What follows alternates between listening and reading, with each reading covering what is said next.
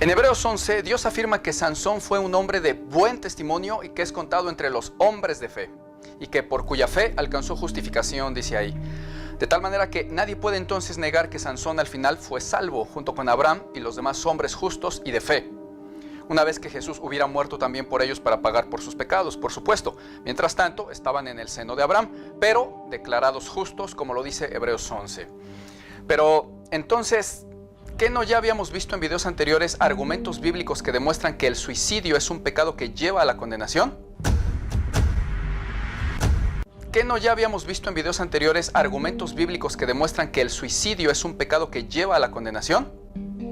Sí, pero también vimos que hay una especie de excepción bíblica, ¿recuerdan?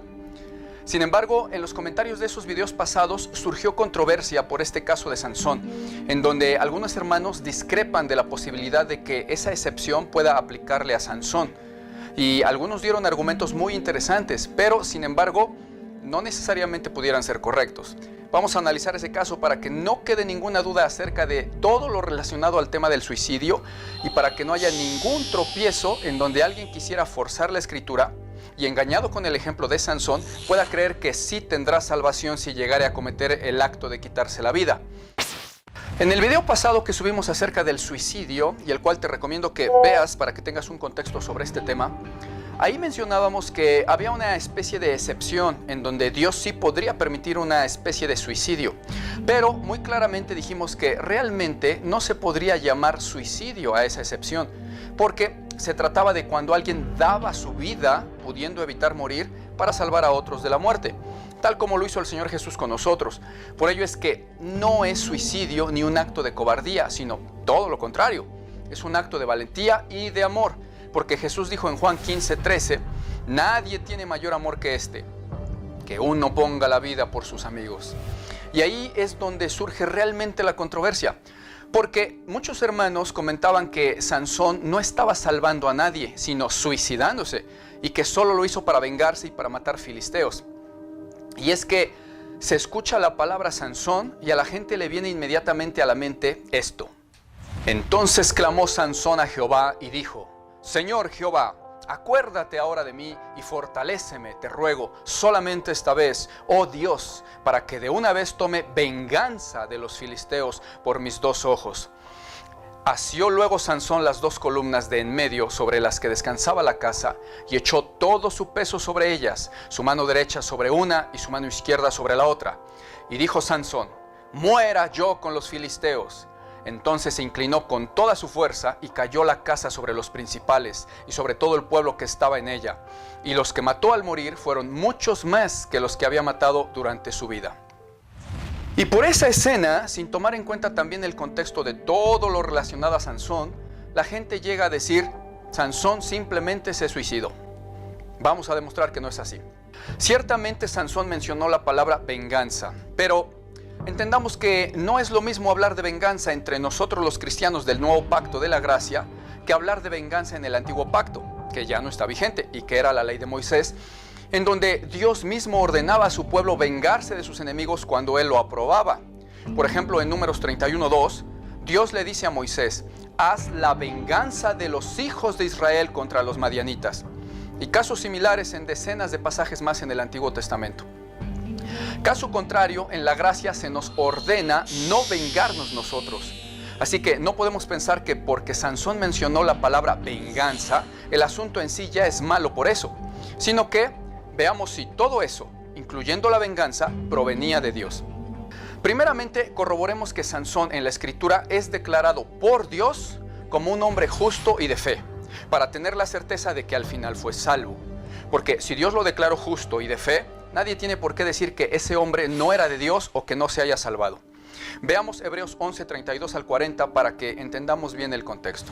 ¿Y qué más digo? Porque el tiempo me faltaría contando de Gedeón, de Barak, de Sansón, de Jefté, de David, así como de Samuel y de los profetas, que por su fe conquistaron reinos, hicieron justicia,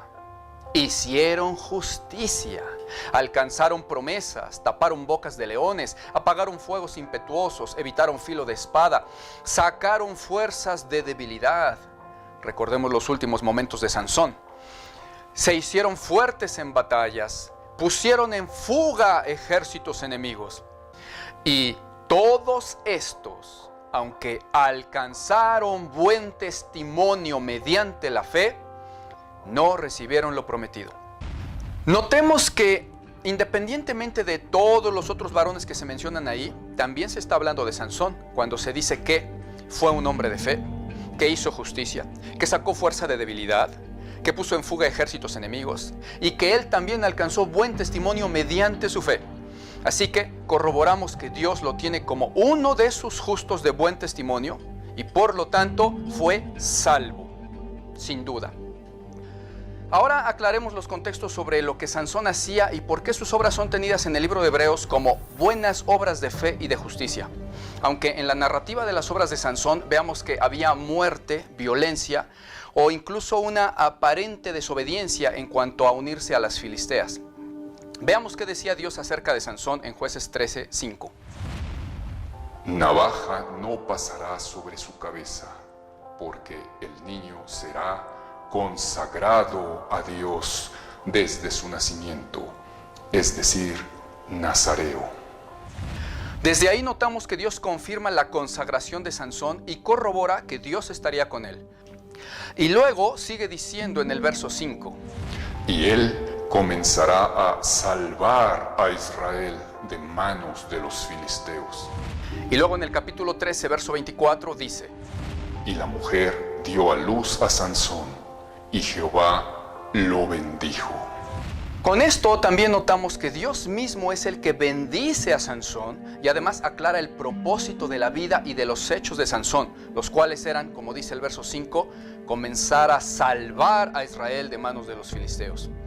Y leyendo todas las obras de Sansón, vemos que cada una de ellas fue un atentado contra los filisteos, pero atentados que estaban avalados por Dios para librar a su pueblo, como sucedió con Moisés y Faraón también. Y no solo avalados por Dios, sino también guiados por Dios, incluyendo el hecho de allegarse a las filisteas. Y esta última frase quizás sorprenda a muchos y dirán, pero ¿cómo crees eso si Sansón simplemente pecó al allegarse a las filisteas de las cuales Dios había prohibido que se llegaran a ellas? Bueno, pero ¿qué dice la Escritura?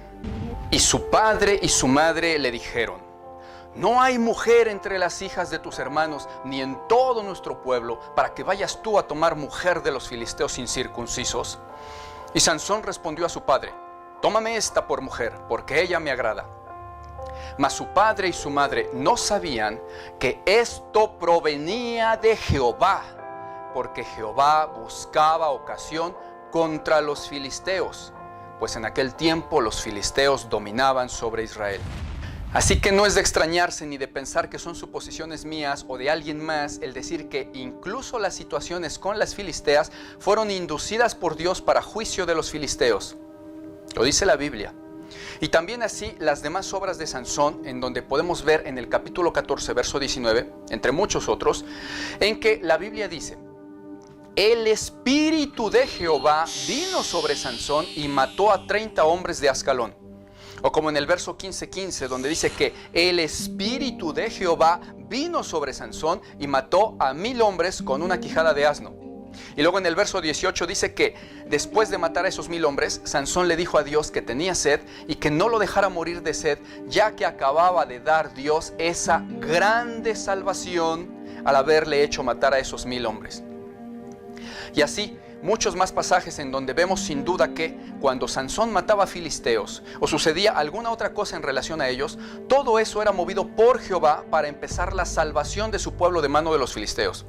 Así que no nos queda duda de que la última obra de Sansón, al dar su vida para matar con ese hecho a 3000 filisteos, no fue una mera obra de venganza personalísima, sino que todo eso era movido por Jehová para la salvación de su pueblo Israel de mano de los filisteos, lo cual ya había declarado en versículos antes con mucha autoridad.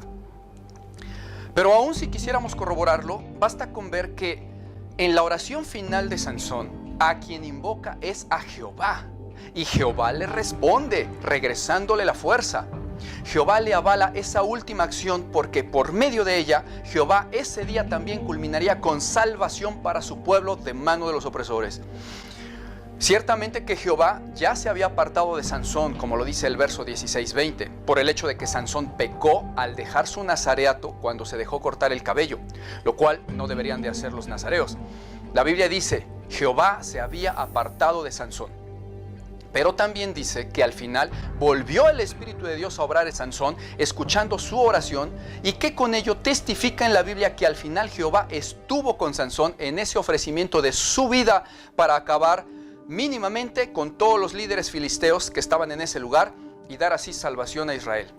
De tal manera, mis amados hermanos, que como vemos es incorrecto decir que Sansón solamente actuaba por sí mismo y por rencores y venganzas, o decir que Jehová no estaba con Sansón en ese momento, o decir que Sansón solo se suicidó y que no fue por salvar a alguien o dar la vida por alguien, o que lo hizo nada más por sí mismo y para sí mismo, porque la Biblia demuestra que fue para la salvación del pueblo de Israel y fue en realidad ofrecimiento valiente de la vida de Sansón y no un suicidio por cobardía. Soy tu hermano, el pastor Martín Bonilla, y estás en La Biblia Dice Así.